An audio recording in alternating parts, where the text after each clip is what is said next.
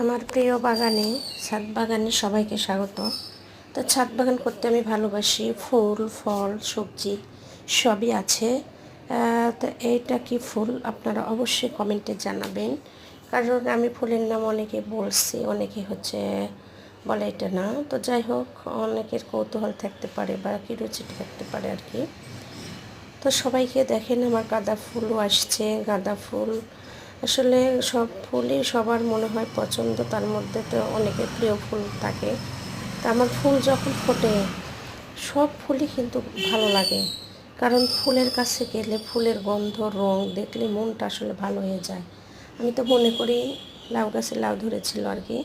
তো যাই হোক, ফুল এদের তো জবা সবাই চেনে, পরিচিত। আমার আরও কয়েকটা জবা আছে। আমি বিভিন্ন রঙের গাছ লাগানোর চেষ্টা করছি।